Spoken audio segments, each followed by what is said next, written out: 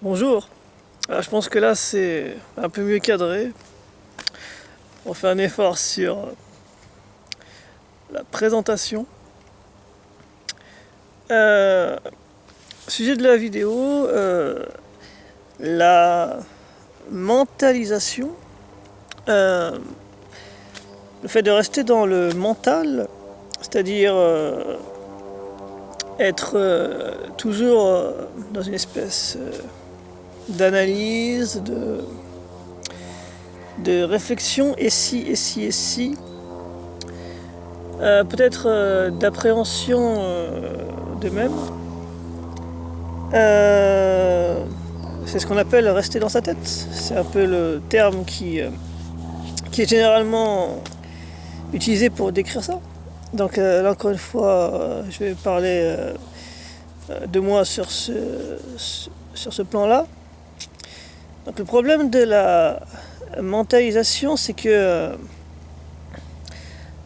à force de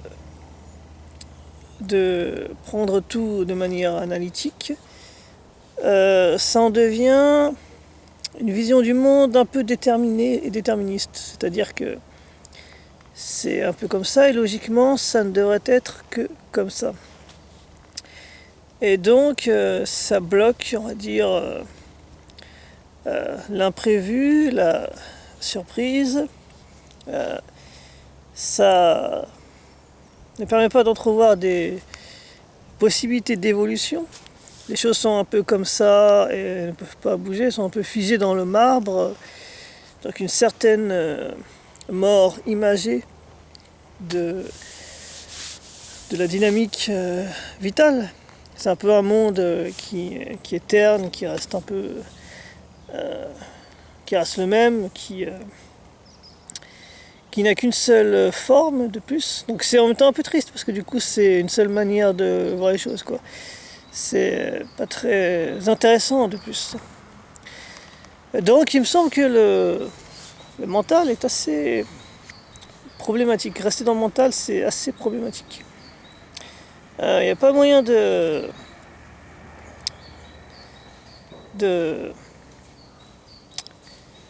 d'entrevoir une autre manière de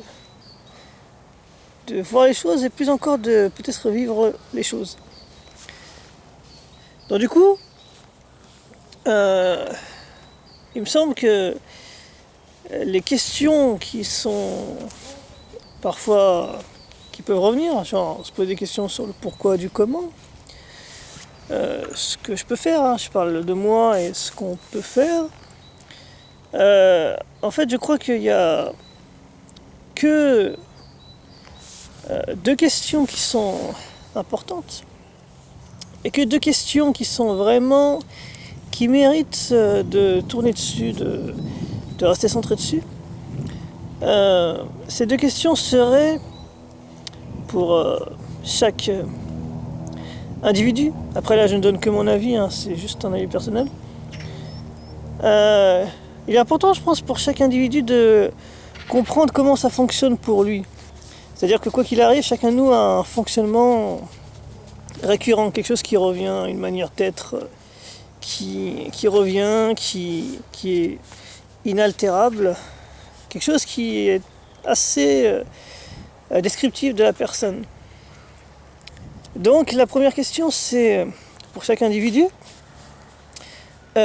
comment chez moi ça fonctionne, c'est-à-dire je sais pas moi, colère, la sympathie, l'humour ou que sais-je d'autre.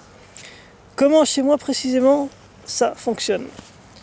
Donc, du coup, on reste sur l'individu, mais en même temps, c'est comment chez moi s'exprime cet élément du monde global.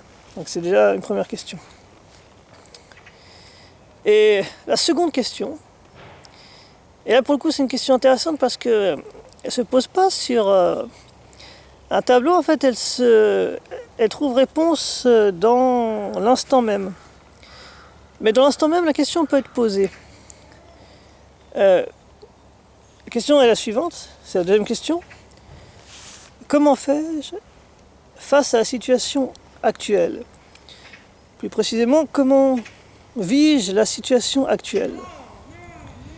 Et ce, à n'importe quel moment, dans n'importe quelle situation, dans n'importe quelle circonstance. Donc, première question, comment chez moi ça fonctionne, hein? Quand je prends un élément du monde global, la vérité, la trahison, le mensonge, j'en sais rien. Comment chez moi ça fonctionne de façon récurrente? Et seconde question, dans l'instant T, comment vis-je cet instant et que puis-je faire face à cet instant? Mais dans le moment présent, pas de question sur d'où ça vient, comment je me suis foutu là-dedans, ce que je vais plus refaire pour plus me refoutre là-dedans. Ça, c'est des questions parasites. Elles sont pas intéressantes et elles trouvent leur réponse d'elles-mêmes. Voilà. Donc, première question, comment cet élément global, philosophique du monde fonctionne chez moi? Et seconde question, comment vis-je cette situation? Comment fais-je face à cette situation? Les deux seules questions qui me semblent les seules à se poser de façon récurrente. Il n'y a pas besoin de s'en poser d'autres. Il me semble, en tout cas, du moins ça n'apporte pas de solution. En fait, ça apporte d'autres questions.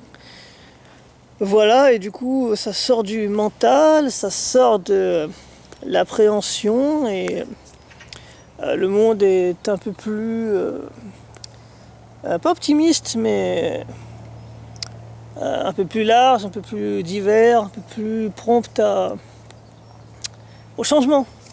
Voilà, réflexion du jour. Merci à vous. Bonne journée.